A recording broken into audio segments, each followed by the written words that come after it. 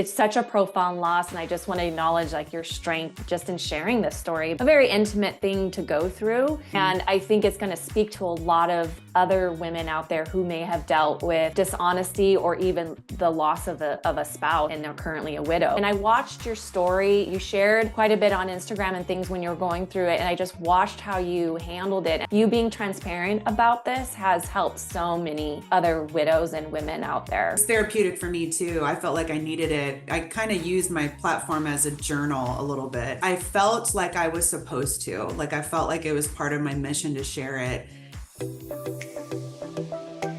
Hello, everyone. We are back after a long break. I think it's been like a year and a half, something like that. A lot longer of a break than I expected because life was happening, and we're going to be giving you an update on all of that. If you are new to the show, hello, I'm Dr. Lowe. Doing something a little bit different today. We're going to be doing an episode where I'm giving an update on life. I'm kind of going over what my plan is for this next season and just sharing some of the little nuggets along the way of what life has been like over the last year and a half. And I decided to have a good friend of mine who's actually part of the Shine team. So my practice is Shine Natural Medicine. We're a fully virtual naturopathic clinic. Kristy is our nutrition coach who also supports me with the podcast. And we've done a lot of Instagram lives and done, just fun collaborations together. And I knew that she would be the best fit to be on the show with me to help guide this first episode. So we have Kristy Crandell. She is my host, actually my guest host on the show, and I'm handing it off to you. Great. Well, it is such an honor to be here and a privilege to introduce you, my friend, my colleague. So for those of you who are new to the podcast, this is Dr. Noel, aka Dr. Lowe, we call her. She is a licensed naturopathic doctor and expert in natural medicine. She received her doctorate from National College of Natural Medicine in Portland, Oregon. Since 2010, Dr. Noel has treated over 5,000 patients using natural therapies. Her area of expertise include natural fertility, thyroid and hormone health, digestive disorders, and autoimmune conditions. She is a frequent lecturer on health radio shows and at medical conferences, and she is the host of the Dr. Lowe Radio Show. Dr. Noel, like she said, owns Shine Natural Medicine, which is a virtual naturopathic clinic. We offer naturopathic medicine, hormone therapy, and nutrition coaching to all of our patients all over the country.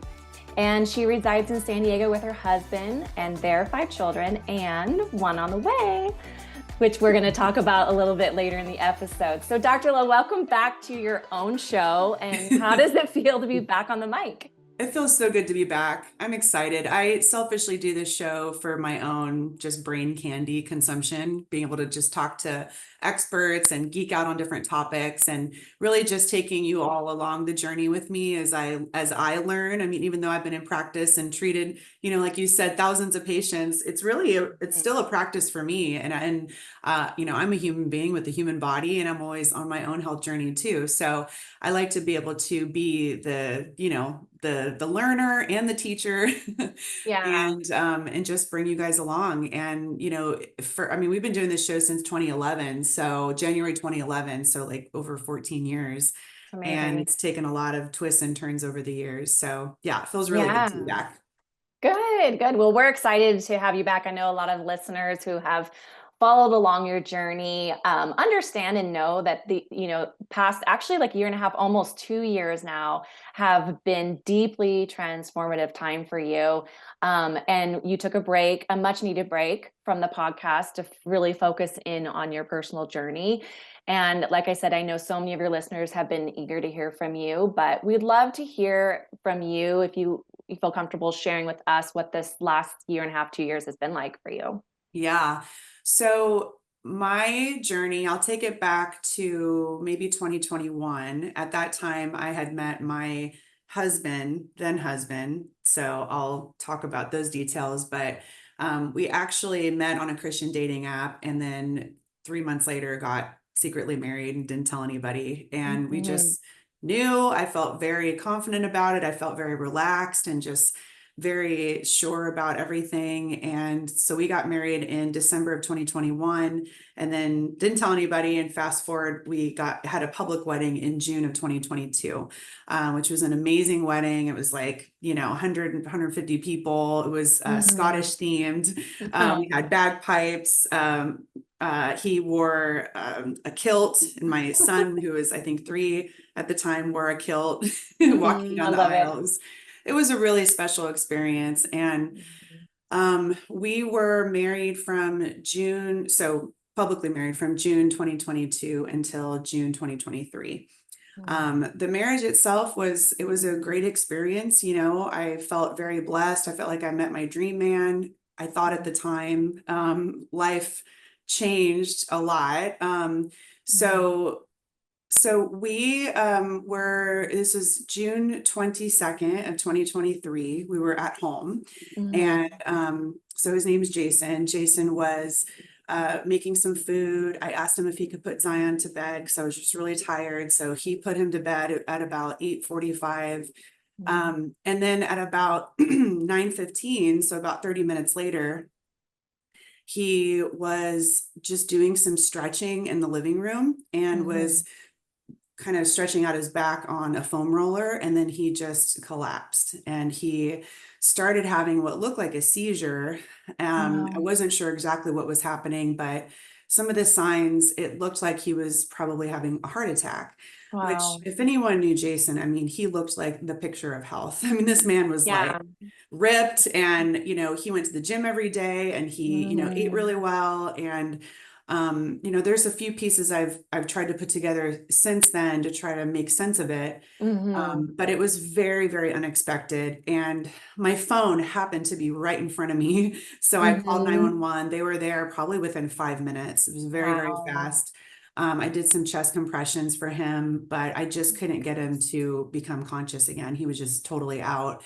Wow. And so they started doing, they used an AED to try to electrically get Mhm. his heart going again. They said they were able to get his heart going again. It would stop, it would get going again. They ended up taking him to the hospital, and in the ambulance, his heart stopped again. And then by the time they Wow. arrived, it was going again. So it was probably like, I don't know, 20, 30 times that his heart started and stopped. Wow. So, called a friend of mine, she was there at the hospital with me like very soon after I arrived. I know when I Mhm. when I called them, I said, my husband's on his way there.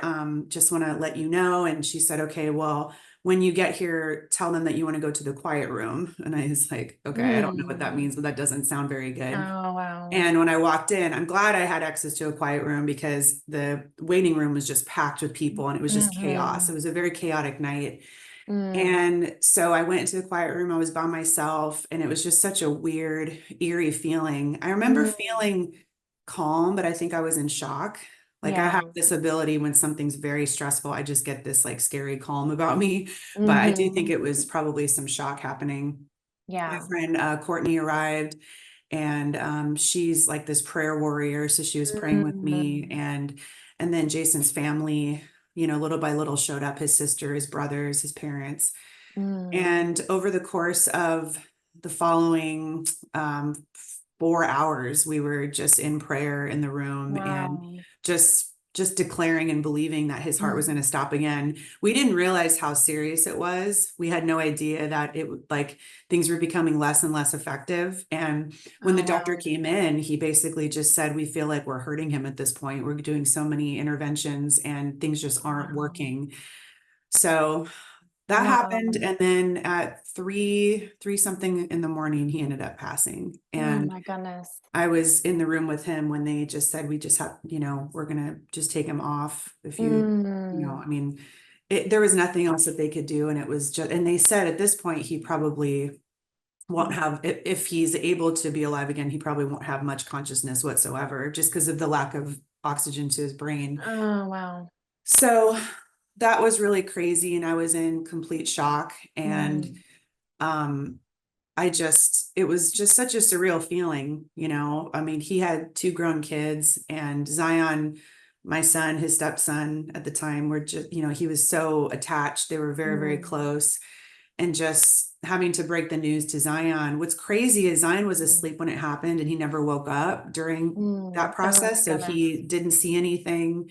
The neighbors next door came over and they were there Mm, just to make sure everything was okay. And, with yeah. Zion. So they slept on the couch. And when I came back, I had to tell them what happened. And then when Zion Oh, woke up, I had to tell him that Jason went to heaven. And it was just such wow. a surreal, weird process. And it was just, I just Mm, remember going outside and sitting on the pavement in the middle of the night, just looking up and just being like, why? Like, why did this yeah. happen? Like, Mhm. not to make it selfishly about me, but like I waited my whole life to meet someone and to, feel like Mm, I met the one and I felt like I did and I was so happy. And then for that to just get pulled away and it was mm, just, there are no words for it. And what mm, was really profound was the level of community support that was there for me right away. The church that I yeah. go to, you never really know what people are made of until, you really need them until things fall apart and it's time for them to really step up. And I was just blown away at the support from the church. We had 57 consecutive nights of dinners provided for us. Wow, that's Had a amazing. friend make a GoFundMe, and there were so many donations that I didn't have to stress about paying for, the casket, the burial, like anything with the Mhm. celebration of life. In California, to get a space to bury is very expensive. That was on its own like 12,000 just for that. Wow. So having that provided, and I had people the next day coming and cleaning the floors and weeding the yard and fixing, the Mm, screen door and the washer machine, and so that's all of that amazing. was just amazing. And it just really had me feel so much love and feel so connected to the community. Um, Hmm. and Hmm. then I would say for the first month or so, I felt like I was floating. I wasn't really in touch with reality. And then Hmm. it got really hard. Then it Mm, started to set in and it got, I thought it was going to be easier. I got all the different widow books and watched all, yeah. listened to all the widow podcasts and followed all the widow accounts on Instagram and found this, Hmm. it's like a whole community of widows. I had no idea.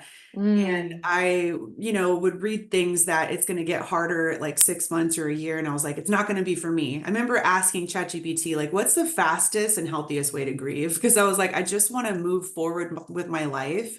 right. From a sense of, I didn't want this to be something that was, even more traumatic for Zion. Mm, And I hmm. wanted him eventually to have a father figure again. And not like I was Hmm. ready to move on, but I kind of had him be a little more of my purpose with that. I know that if I Yeah. had been younger, and maybe like maybe I didn't have any kids, it would have been a whole different thing. But being a bit older and having a child, I just felt like I had a different purpose with it. So I just wanted to be done with it and move on with grieving. And it wasn't so Hmm. easy. So I had to really feel it. And there were many, many days of just wailing and screaming and collapsing on the Mm, floor and just like I remember just feeling like I can't imagine a pain hurting more than this. Like mm, this feels like maximum pain because I never had someone very close to me pass. My hmm. grandmother, I remember, she died in my early 20s. Um, I wasn't super close to her, and a Hmm. very good friend's mom passed who was kind of like a second mom, but Hmm. it wasn't anything like this. It was a Yeah. whole different thing. And to go from, that level of loss to your actual husband who you were just so happy with is Hmm. just really, really wild. And I just remember really leaning into God. I felt like my relationship became more intimate with God, Hmm. interestingly, Hmm. because I felt like it was like either rely on him or I wouldn't survive this. It was Yeah. like one or the other because anything worldly wasn't going to work for me. Hmm. Hmm. So I leaned more into God and I was angry, and one of the things that complicated my grieving process was going through it. When you become a widow, there's a lot of work you have to do to try Hmm. to close out a lot of things, and you have to make sure that what your spouse wanted is what happens. Yeah. Jason didn't have a will, he didn't have anything like that set up, which is surprising because he worked in end of life care. He worked Yeah. in hospice. So it was just very surprising. And that led to me getting really mad and frustrated because it was a lot to have to figure out and Mm-hmm. navigate. But when I went through his phone and all his things, there were things that I wasn't aware of, and that complicated the grieving process. Mm-hmm. So it was so hard because I thought that I was married to my dream man. It turned out there were a lot of things he was keeping from me, Wow. which I found out some during that time. And then it wasn't until fast forward that I met Eric that I found out Mm-hmm. even more. Wow. So it was hard because, everybody sees Jason as like this. I mean, he was an amazing guy in many ways, but they just kind of saw him as like perfection. But there was an Mm-hmm. image that Jason was trying to keep up, and I Yeah. think just some like a deep-seated need and desire to feel wanted, to feel loved. Like I'm able to see it from a humanity standpoint and understand that, he probably was carrying a lot that he had gone through when he was younger and just felt like he needed to be liked, to feel like he had worth. And I think he had things to work Mm. through that he never did. But putting those reasons aside, like he was a very dishonest husband, and I didn't know that until after. Mm. So that Wow. complicated the grieving process because I couldn't take it up with him. I couldn't say anything to him. I couldn't, Mm. voice anything. I during my grieving, when I found some things out, I ended up just saying, okay, I'm putting my phone away and I'm going to go to a hotel. I went to a hotel for like 2 or 3 nights, didn't bring my Mm-hmm. phone at all. And I just wrote, I journaled, I read, Mm. just had to fully feel this anger that was also mixed Mm. with complete sadness and grieving. So Wow. that was a interesting process. I mean, I mean, there's so many different levels to this. I mean, the the profound loss in it, but then also to later find out there was some things that were hidden from you and you feel a little bit deceived in that process. But it's like I can, in the way you're just like fast forward to now today and hearing the way you're speaking of all of this and experience it, I can tell that you've truly walked through the grieving process. Like the fact that Mhm. you can tell you spent a few days no phone journaling and processing all of this, because to hear you speak of it in the way that you're speaking of it with so much grace and so Mhm. much kindness and so much understanding and empathy towards the situation and understanding why he might have done the things that he had done, it just shows me, how well you've handled this whole process. Not saying it doesn't take away from like the hurt and the pain that you have dealt with over these last few years, last year really, in that regard, but it's Mhm. just it's such a profound loss, and I just want to acknowledge like your strength just in sharing this story, because this is a very intimate thing to go through. Mhm. And I think it's going to speak to a lot of other women out there who may have dealt with dishonesty or even the loss of a spouse, and they're currently a widow. And like to hear that, Yeah. like I know, and I watched your story, you shared quite a bit on Instagram and things when you were going through it. And I just watched how you handled it. And I know just you being transparent about this has helped so many other widows and women out there. And So, it was therapeutic for me too. I felt like I needed it. I kind of used my platform as a journal a little bit, but mhm, I felt like I was supposed to. Like I felt like it was part of my mission to share it. And I guess mm, this kind of story isn't totally uncommon for women to learn things after their husbands pass or vice versa. I mean, mm, I'm sure it happens the other way too. But thank you. I appreciate that acknowledgement. And mm, and I sometimes I still think about Jason, and I still, because my now husband, which we'll get into, and I never thought my life would move so fast forward, but they mhm. are the furthest from each other. Like Really. they are so different. um so yeah, so after Jason passed, I started like after maybe 5 to 6 months, I was like, I'm tired of, well, I cried every day for 177 days. So without Mm, one day skipping. And then after that, it mm, was probably I might have skipped a day every 2 or 3 days or something like that. And then eventually I started to feel a little more normal again. But I just mm. let the tears come. And that's something I Yeah. would say. to anyone dealing with loss is just let it come. You cannot run from it. It sucks. It sucks. It is not there's nothing comfortable about it. It is so painful. And we are just so trained in our culture to feel better, to have comfort. And you just can't with this. You truly have to just go through it and feel it. And you can be gentle with yourself and still do self-care and still do things that make you happy, but you can't do it as an escape from facing the pain. You just have to face it and feel it. Yeah. And I happen to be a pretty deep feeler. So I think that Mhm. was a little bit more natural for me. It might be harder for someone who's not a natural feeler, but you just have to Mhm. lean into that and just do it. It sound I started working with a counselor right away too. So like Oh, someone who good. could help me process the trauma. And I think that was really valuable. Yeah. The one thing I learned about grief is there's only one way to go about it, and it's through it. You have to walk through it because You just do. if you avoid it or you escape from it, I think it just prolongs it too in the Mhm. end, right? Yeah.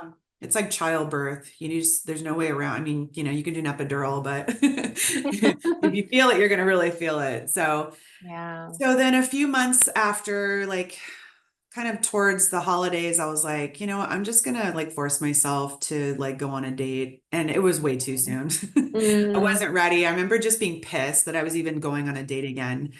because, at this point, when Jason passed, I was 42 and I was like, what the heck, God? Like, because we were trying for a Mm, baby. He had gotten a mm, vasectomy reversal. So we were trying for like 6 months. And I just remember being like, well, I guess that's it for me. I'm not going to have any more mm, kids. And mm, it was pretty depressing in that regard. And then I was just like, let me just go on a date. And then I remember just comparing because I didn't know everything at that time yet. And I was just okay. comparing and being like, they're not like Jason. They don't make me feel like this or that, and I Hmm. was probably very unfair for them.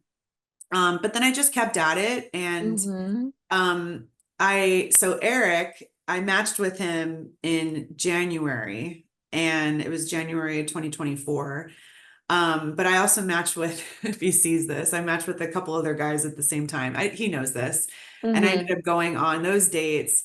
But he just stayed very like consistent with his Hmm. pursuit without being like overly pursuing, but just Hmm. like, hey, how are you doing? And he would um throw out ideas for us to meet up, and it just never worked out. And I don't know. I didn't notice him as much in the beginning. I'm just going to be honest.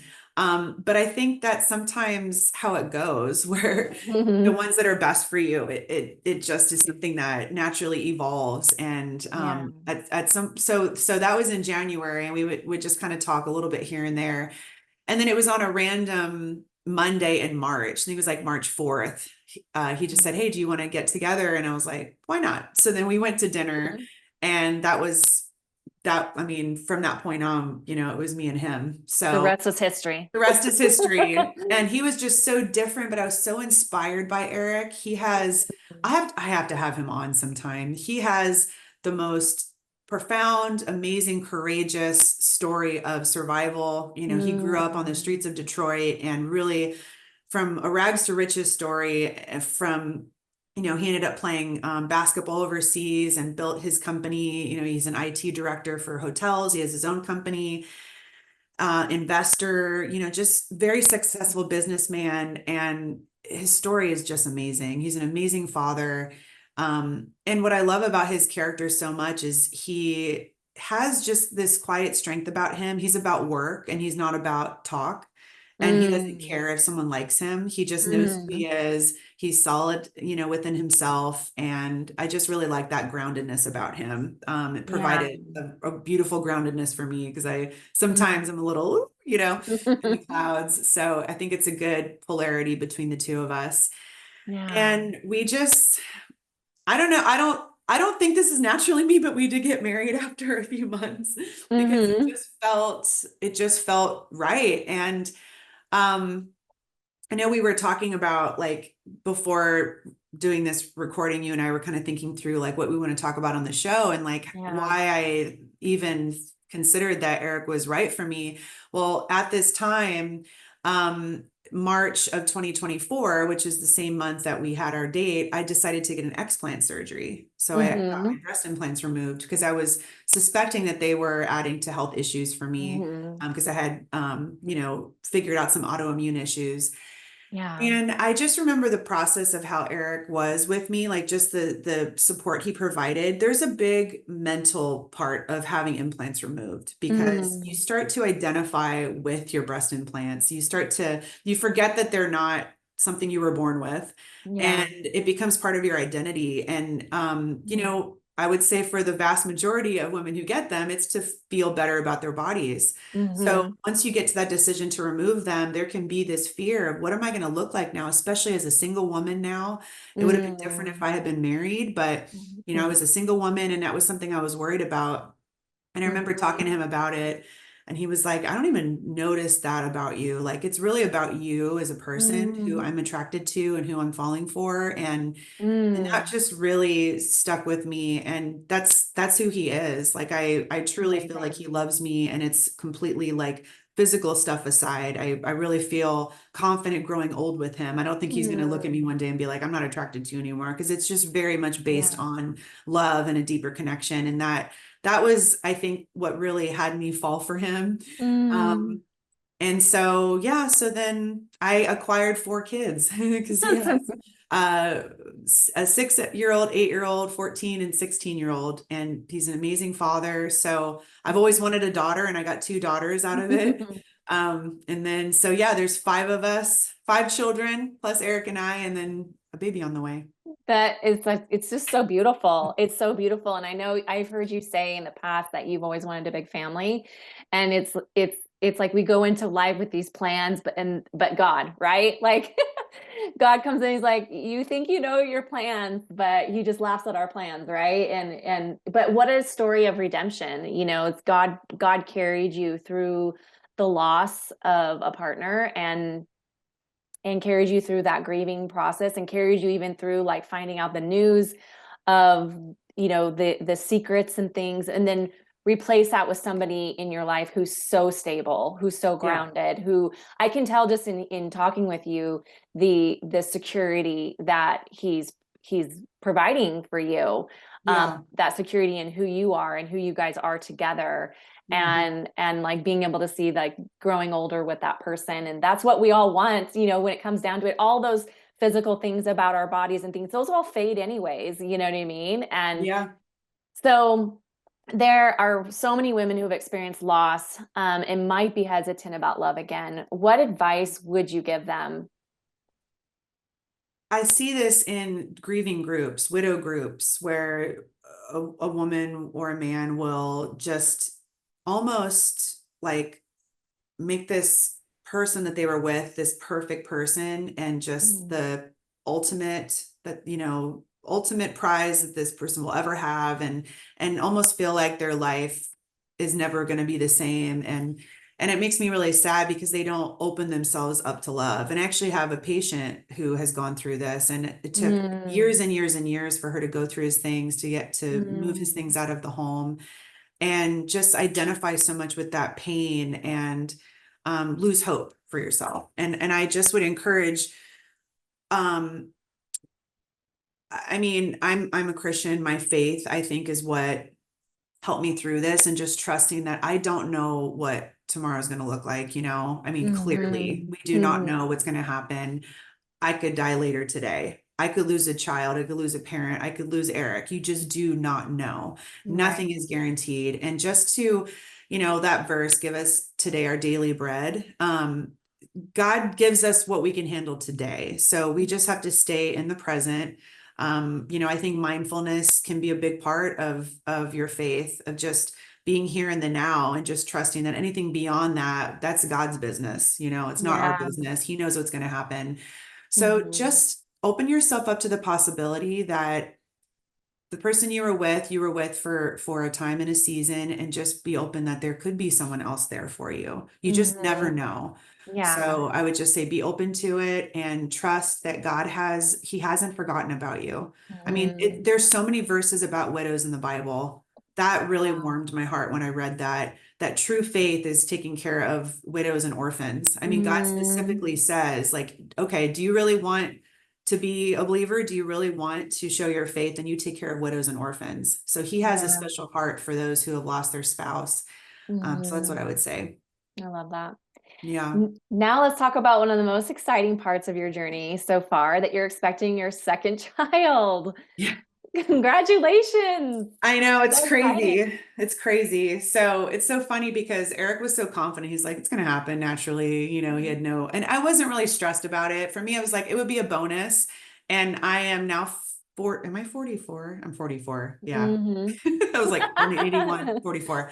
Got pregnant at 43. I will be having our son at 44.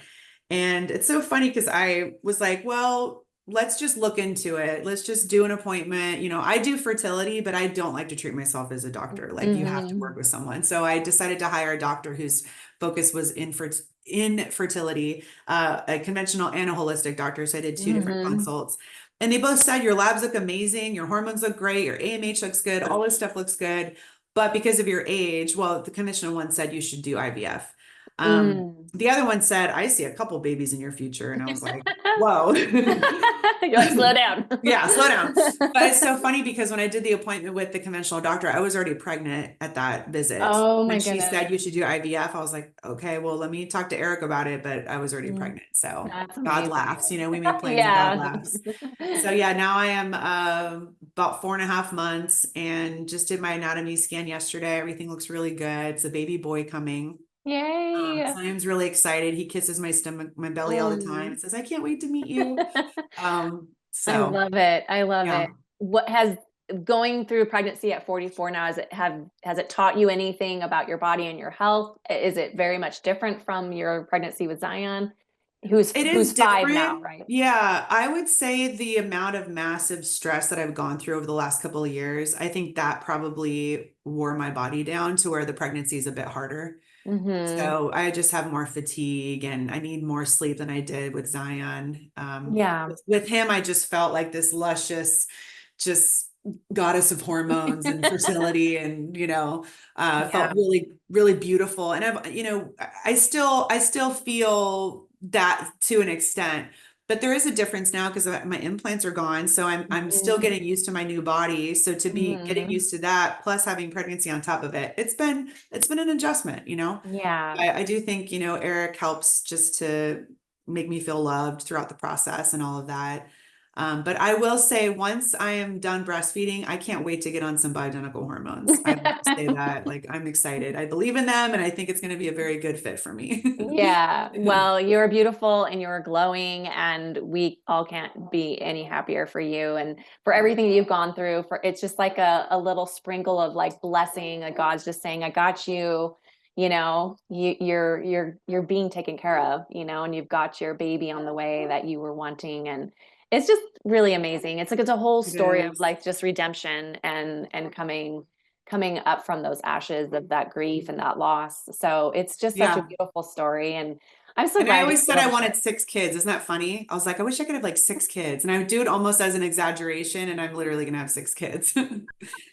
God hears you and the things that are on your heart, Mhm. your desires. I mean, I don't think they're not for no reason to have bad grammar. They're not for no reason. You have them for a reason. And I Yeah. remember even thinking like it'd be so cool to be with a guy who does IT. Like I thought these Are random you things. serious? Yeah. Gosh, just And I okay. know It's you're like with an check, IT check. man, we Yes, both got our it's IT it's husbands. very handy because I am not good at technical. So like, thank you, Same, Lord. same. So, Yeah. and of course, another big announcement. This episode just full of so many great announcements. We're bringing back the Dr. Low radio show. Hee. So exciting. And thank you for letting me be a part of that and helping relaunch that. What has inspired you to relaunch the podcast now? Well, I am into new exciting things. I've been leaning more into, nervous system, limbic system healing, ADHD support, even more so into perimenopause, as that's a Mhm. stage of life that I'm in. Yes, you can get pregnant during perimenopause. So just Case in sharing. point. Yes, exactly. It's possible. So just sharing those things and new advancements in health and medicine. Medicine is different than it was just a few years ago. So Yeah. with the, AI coming out, and there's a lot of, new kind of developments with health and medicine. So I always want to be on the forefront of everything. And so yeah, we have some really exciting guests coming, some exciting topics. I Yeah. think you guys will really like it. Yeah, we've got some is there anybody particularly really excited about any topics or guests that we have coming on that you're Well, we did a looking? recording recently with, I loved the episode with Michelle Shapiro talking about histamine intolerance. That I haven't Yes. done a show on histamine before, and so many, Mhm. so many women listening to this have it and don't even know, and are really struggling with things like insomnia, anxiety, all that. I Mhm. loved the episode with Tamara Renee on fascia. Fascia is Yeah. fascinating. So if you've been like frustrated, just can't get rid of some cellulite, or feel like you always retaining, water, you just can't figure that out, maybe circulation, all that. That was a really cool episode. Mhm. But there's so many. We'll have Dr. Tom back on, who's been on, I think this will Yeah. be like a 6 or 7 time back on. Yeah. So what We have about you? I'm excited. A great show with Kristen Johnson and Maria Claps from Wise and Well talking about Yes. bioidentical hormone replacement therapy. We got Dr. Carrie Jones coming on talking about perimenopause. So, yes, so many good ones already lined up for you guys. So be sure to tune in because it's going to be a really good season. I'm really excited. Yeah, and we have video now too. This is our first time doing Yes. video, so people get to see our faces. And I know some people just like put it to the side and play it while they're doing dishes or making their dinner or whatever. So whether you watch us the whole time or listen to us on the podcast, we're just excited to be back. And reach out on Instagram if there's a topic you want to hear about. If there's a guest, I'm always Yes. open to this. This is always just developing on its own. It has a life of its own, so I'm always here to listen and what you guys want to learn about. Yes, definitely. Well, Dr. Noel, thank you so much. Your story is such an inspiration. I feel like I've said that like 20 times during our time together today, but you've really navigated a lot. You've navigated loss, you found love again, new beginnings with so much grace. If you could leave our listeners with one key message about resilience, about healing, and embracing life's next chapter, what would it be? I would just say lean into God, don't do it yourself. And if you don't feel like I don't feel like I'm a religious person. I Mm-hmm. focus on my relationship with God, not about all the rules that religion Mm-hmm. can bring in, but open yourself up to that. And, just have the time to listen, ask God, like, what do you want to tell me? And just carve out that time to hear. Because a lot of times we're just Yeah. so busy, or we pray when we really need something, and then we just go on Mhm. with our lives. So I would just say to allow yourself to have that space to hear, because I would bet that part of going through this, you're going to be developed and you're going to transform. So allow that Yes. process to happen. Love it. Mhm. Where can people follow your journey and stay connected with you? Probably Instagram, Dr. Yeah. Lowe, Dr. spelled out underscore LO. Yeah. If anyone wants to, become a patient, work with us, you can go to shinenaturalmedicine.com or follow us on Instagram, and then just keep following the show. Yeah. Well, thank you so much for sharing your heart and your wisdom with us today. And to our listeners, welcome back. We're so excited for this new season. Be sure to subscribe, leave a review, and share this episode with someone who really needs to hear it. And we'll see you next time on the Dr. Lowe Radio Show. Bye, guys.